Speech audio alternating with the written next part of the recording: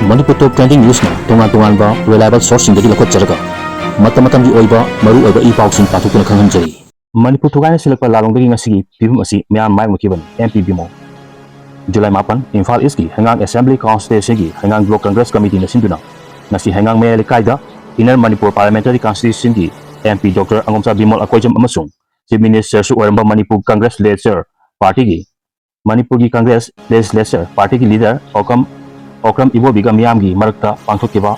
Interaction Program amada MP na state asigi idea of Manipur thugaina ba honor pagi mamidi hokkiba kumja 2001 dagi taba hokkrabani adu ngasidi fajana mayona re haina phongdokre MP Angomcha Bimol na khana ne bangihum aduda makhatan hai miyambu matam khargi oina pangba siba ngambadi yai adubu matam chuppadidi ngamloi aikhoi isagi asweba khanglaga chumthok haudrabadi hamu taraga lehorgani haiki disorganized oiba yaurba haibagi chingnaba leire selection ni amasung tampakan election ni hainan badini tar pa suba lok sabha gi mikhal adudagi di tapak su selection taunabagi culture chap chana mami taraki kulai paiba sinatuna miyam da phawba yauna kihan khiba adudi afaba kudam nate atopa mahum jingga kanam labasu ngasi chanapi traba matungda madugi chanabi adu manipur da su yoksilakpa haibasi imalaipak kan banate imalaipak thugaige khanba singi thaomi miyamgi mihut ngamdana ba honor libasi ekhoina thinghoksi ngasi na hasingna gunda amadi warrior ani khenaba khang gadabani gunda di kiba khangdabani aduga haiba kanglon puthoklamduna handuna ken khraba yeknabada khut thadaba haibagi hajakhraba kanglon yetuna tanaram kiba ipaibu sing adugi ma haibasi ekhoina kawgumsi manipur ngasi mayok nariba ibam sing asi state asibu thugaina ba silakpa lalongi makhadani ningthau panba lepak sing punsilaga semkiba india ni masigi manungda ona tinsinkiba state singi manungda Manipur Sikkim amasung Jammu and Kashmir yauribani Manipur amasung Jammu and Kashmir ani asi Indian Union dagi to khaibat ningtamba lepak oigani haina irang hauriba lepak ni adubu haujikti Jammu and Kashmir tugaikre aduga idea of Manipur sagatlaga Manipur gi territorial integrity kaiba yaroi haiduna lejeriba state asi ngasidi fajana kaire kumja 2023 dagi haukiba irang asi rule of law na ngak selakpanati decision gi logi while na sunga konte sukutagi while singi waretna lamdam asi ngakpani haiba mayak sengna urabani haiki July 8 handak Manipur da mayok nakiba ising isauda state asigi apunba district taraga taruki manungda assembly constituency khwaidagi yamna leiba district wariba Imphal West district ta ichau aduna miyoi kyada khudongcha daba mayok dahanki haiba yauna district asigi law and order gi phibum amasung chief secretary na December fawagi manungda IDP sing masa gi mayum inkolda tangkak naina hongsin halagani haiduna phongdokiba wafum singa mari lenana ngasi nungthil pauk sesina lampel pata leiba Imphal West ki deputy commissioner mayang lambam Rajkumar ga mahaki office chamber da hakthingna unaduna hangkiba wahang taruki paukum mahakna haiki wahang number 1 da handak mayang nakiba ising isau aduda Imphal West district ki oina kanba mafum singda hena sokhan khibage leipaki maikai dagina ichau nanglab singda mateng pangnabagi damak kari thabak pahit khibage paukum da Imphal West ki subdivision mari gi ichauna sokhlab singi manungda lamsang lampel patsoi wangoi na chingba yauri district asigi tunga bamham singda ichau mayok nakiba imung lising ahum chani panga yang kitare ni masing asi notification ama thoklab matungda submit taruk pasing verification tawraga lepani ichau mayok noiba singda SDRF NDRF ki kanglon gi makhada khudakta piba yaba mating pikhi relief amasung disaster management ki director nasu ichau mayok halaba wahum sing yengsinki aduga horticulture amasung agriculture gi potok sing yauna hospital amadi atai infrastructure sing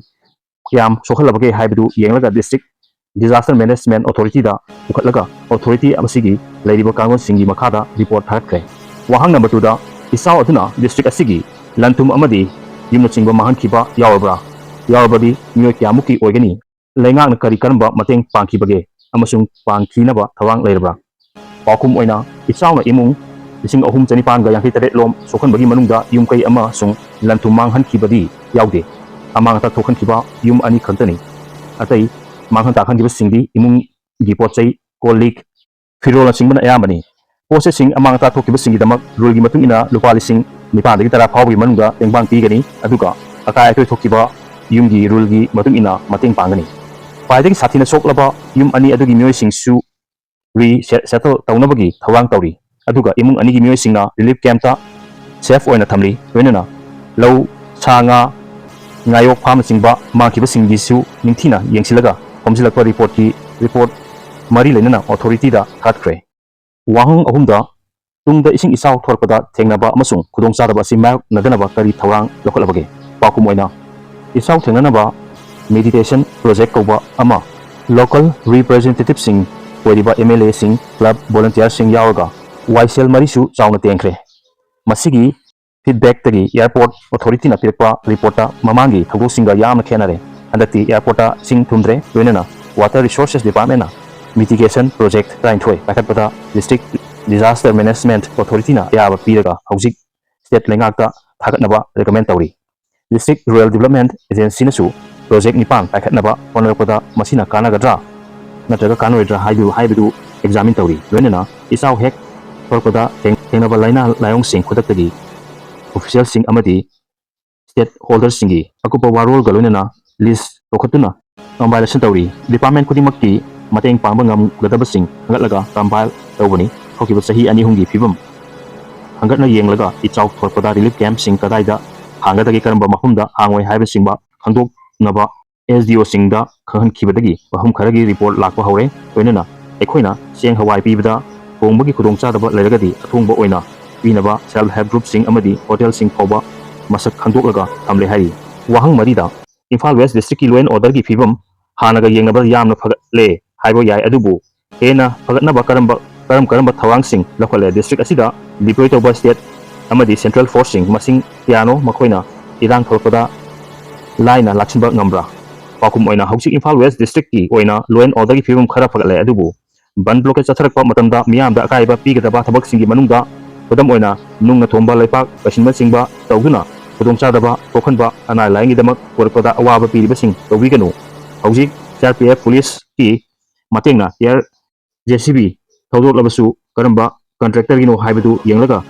responsibility fix tawani kumcha 2023 da Guwahati High Court na pikhiba order amasu lairi madudi ban blockade torpada miyam amasung lanai gi lanthum amangata okhalabadi hongjang adu kauriba lupsing adugi officer singi mathakta amangata tohalibi singi responsibility fix tawgadabani hairi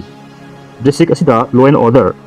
maintain tawnaba district administration singna police ka punna tatminaraga law and order ngagli state loina district police ki makhada Imphal West da police personnel sing mari rom lai aduga MR IRB battalion singdagi personnel chawga dagi chatuk phawbasu SP command makhada sinaba yabagi ayaba lai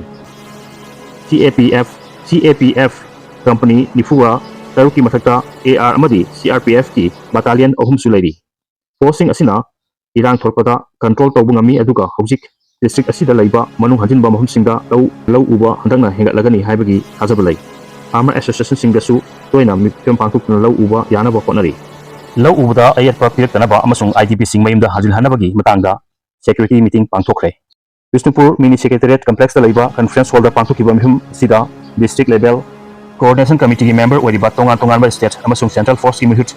sinba official sing district asigi mari lainaba loisan singi mihut sing amasung ADM T Opendrona saruk yaki mifum asida DC na phongdokibada lau singubagi thabakna Bishnupur district ki similonda achoba thawdang loribani hairaduna lomi singna lau singubagi thabak pangthokpada makhal amatagi ayat apan pi handanaba thabak sing lakhatkarabani masigi damak maru oina stakeholders sing yawba flying squad sing semli hairi panthadana madubu lakshinaba honagadabani amasung amaga amagi marta hosamnagadabani haiki aduga security force singi makok thongba official singdana lomi singa mari lainaba lawkham sing yauna irang thok rakani singa mahum singda chang naina yengsingadabani amasung lomi singa khudong chadaba mayoknarabadi madubu ground level da okhanaba hotnabaga loinana mathau taba thabak singi damak district administration da paw pibirakadabani haiki IDP singsu tangkak naina masagi mayumda hanjil hanaba thabak lokhlakpagi matangda DC na hai thabak asi tangkak ahum thokna pahatkani law and order gi phibam para basingda thabak asi pangthokadabani security personnel singnasu IDP singna hanjilakpa yabam hum sing khangdokpaga loinana ehenda security gi vaccine thawrang mathau taba hum sing khangdokadabani hairi mihum asida saruk yakiba additional SP yauna official singna nahongna khunda leita hanaba yabam hum singi matangda interaction tawnaki amaromdana Tosampodagi tangkupi tamna porpa heroin kilogram aniga gram chamaga mokjaga umdoi fare Tosampodagi kangpi tamna 4-wheeler gari amada haptuna porkiba heroin brown sugar kilogram aniga gram chamaga mokjaga umdoi ꯇꯨꯄꯨꯜ ꯊꯣꯡꯒ police ꯑꯃꯁꯨꯡ CRPFꯀꯤ combine team ꯑꯃꯅ ꯉꯁꯤ ꯐꯥꯔꯦ ꯍꯥꯏꯔꯤ꯫ ꯍꯦꯔꯣꯏꯟꯁꯤꯡ ꯑꯁꯤ ꯒꯥꯔꯤ ꯑꯁꯤꯗ ꯇꯣꯡꯂꯛꯈꯤꯕ ꯀꯥꯡꯄꯤꯒꯤ ꯃꯣꯠꯕꯨꯡꯒꯤ G5ꯕꯨꯡꯗꯒꯤ ꯌꯤꯟꯃꯤꯂꯦꯟ ꯍꯥꯎꯀꯤꯞ ꯆꯍꯤ 23 ꯑꯃꯁꯨꯡ ꯆꯥꯟꯗꯦꯜꯒꯤ ꯈꯪꯕꯥꯔꯣꯜ ꯚꯤꯂꯦꯖꯗꯒꯤ ꯑꯣꯟꯃꯤꯟꯂꯦꯟ ꯄꯣꯡꯁꯥꯏ ꯆꯍꯤ 30 ꯀꯧꯏ꯫ ꯃꯤꯑꯣꯏ ꯑꯅꯤꯅ ꯊꯥꯄꯣꯟ ꯀꯦꯐ 135ꯇ ꯍꯥꯞꯂꯒ ꯄꯨꯔꯛꯄꯅꯤ ꯍꯥꯏꯔꯤ꯫ ꯑꯃꯗꯤ ꯃꯈꯥ ꯇꯥꯔꯛꯄꯗ ꯂꯩꯄꯥꯛ ꯁꯤꯟꯕ ꯊꯨꯡꯅ ꯆꯠꯊꯈꯤꯕ ꯖꯦꯅꯦꯔꯦꯜ ꯁ꯭ꯇ꯭ꯔꯥꯏꯛꯇ ꯃꯅꯤꯄꯨꯔꯒꯤ ꯁꯤꯟꯃꯤꯁꯤꯡꯁꯨ ꯁꯔꯨꯛ ꯌꯥꯈꯤ꯫